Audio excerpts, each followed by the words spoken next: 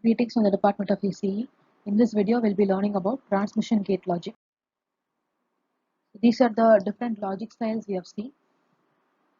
Logic styles available. We have already studied what is CMOS static logic. Now we are into transmission gate logic. So one of the switch logic. In this circuit, we'll analyze what is the circuit and the symbol used for transmission gate logic. So this is a circuit. So you have parallel combination of PMOS as well as NMOS. And you are controlling this transmission gate logic using the complementary control signals given to the gate. Okay, so you have S and S bar given to the gate of both NMOS and PMOS. So S and S bar are the control signals, complementary control signals. And what is the input? Input is X and output is Y. So when depending upon the control signal value, any one of the transistor will be in on condition and X will pass across the uh, transmission gate to move to Y. Okay, so this is a switch logic, parallel combination of NMOS and PMOS. You control this logic by complementary control signals. What happens when S is equal to 0? This will be in off condition. S is equal to 1, again S bar is equal to 1, this will be in off condition. So if both are in off, no path from input to output, so it is high impedance state. If S is equal to 1, what happens? Both here also it will be on, NMOS also turns on and PMOS also turns on. So depending upon the value of X, 0 or 1, the transistor will be chosen. Okay, so for example, NMOS is good at passing a strong 0, PMOS is good at passing a strong 1. Depending upon 0 or 1 and low resistance path, your input will move from X to Y. So now we know that NMOS can pass a strong 0 and weak 1. PMOS can pass strong 1 but a weak 0. Okay, so pass transistor, because of this property, you cannot design or you cannot use it for a higher level logics or higher designing bigger circuits. Okay, if you see the pass transistor video, you will understand why NMOS is good at passing a strong 0 and weak 1, and about this PMOS pass characteristics. Okay, so it is one of the main disadvantage in case of PTL logic. But in case of this transmission gate logic, you incorporate both NMOS and PMOS in a single circuit. So my entire transmission gate logic can pass both good 0 and 1, that is strong 0 and strong 1, because I have both PMOS and NMOS in the same circuit. Now if I have 1, here I have 0. Okay, so my NMOS will be in on condition and my PMOS also will be in on condition, so my output will be high. Okay, so your PMOS will be chosen for passing a 1.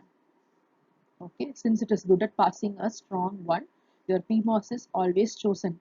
Okay, I told you in the last slide, you have both the transistors on, low resistance path will be chosen. Okay, so my PMOS will be chosen for passing a or will for passing a 1 or for conducting a 1 high value. And now if I have 0, my NMOS will be chosen because it is good at passing a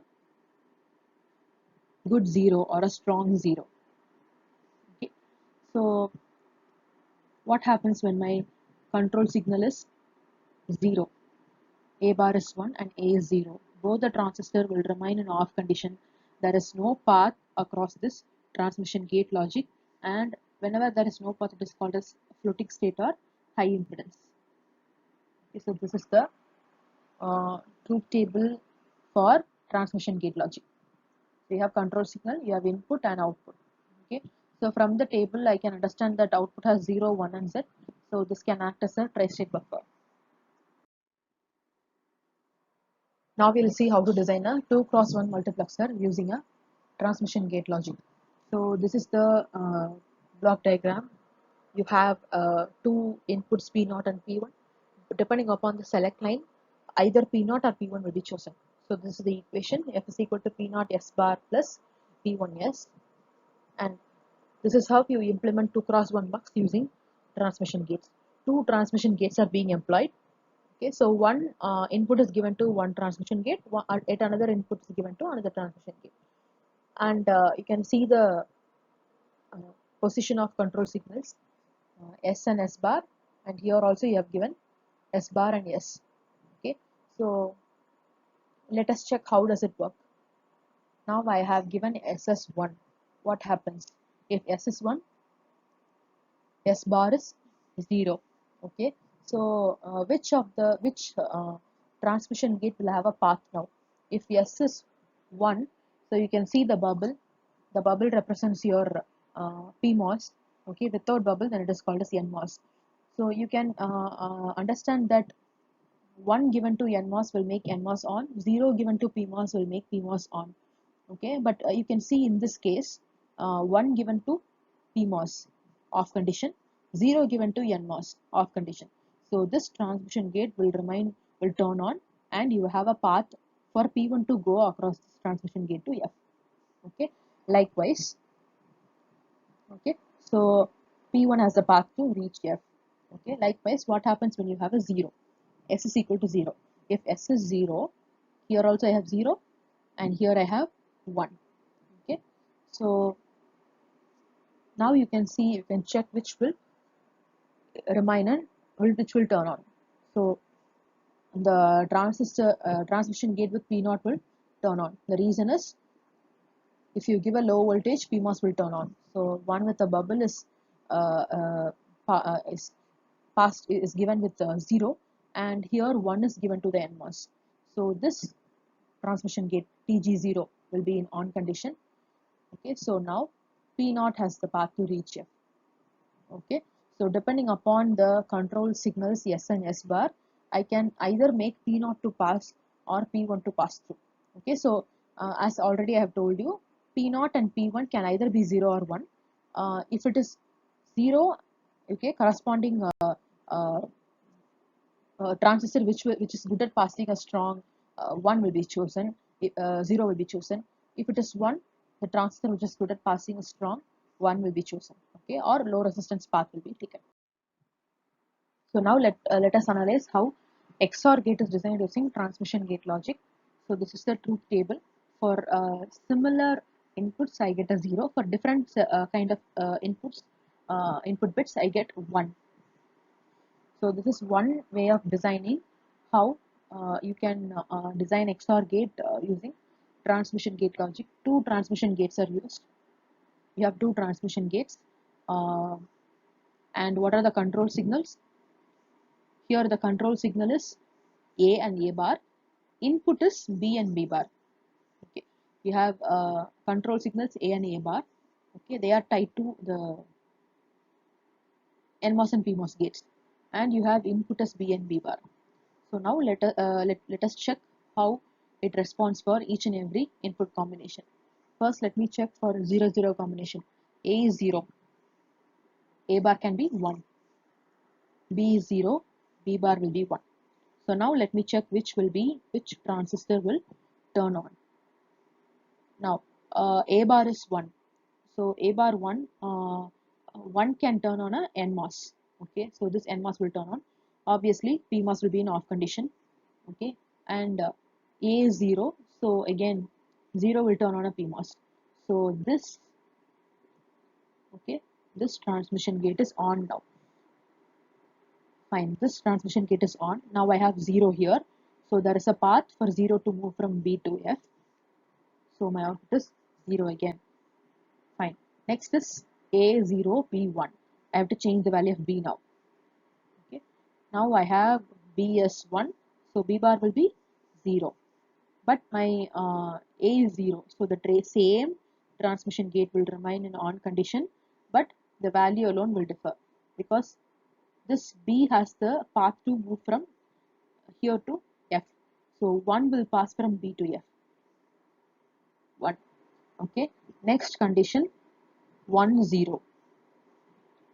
A is 1. Obviously, if A is 1, A bar will be 0. Now, since the control signal has changed, your transmission gate, second transmission gate will turn on. Okay, so this transmission gate will be turning on. Okay, so now let me check again. So 1 0 combination. My A is 1, okay, and A bar is the 0 and B is 0. If B is 0, here B bar is 1. So 1 has the path to move from B bar to F. 1. Okay, last combination 1 and 1. A is 1, A bar is 0, B is 1, B bar is 0. Okay, so again this transistor, this transmission gate is an on condition, but 0 here. So 0 will have the path to move from this position to F. So this is how I design, I have justified your truth table.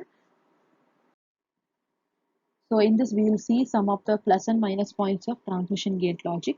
So as we know already, there is no VT effect or threshold degradation over here. You get a strong 1 and strong 0 as the output.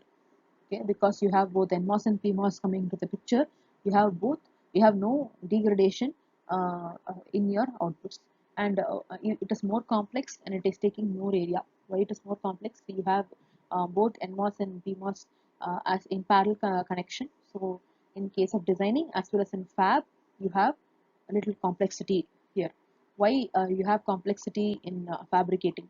You have to consider both NMOS and PMOS in parallel connection.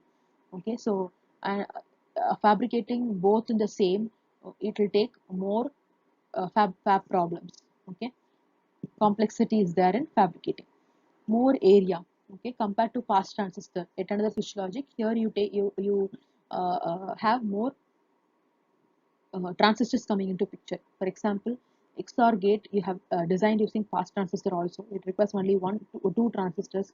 Here I have four transistors, so area is more. And one of the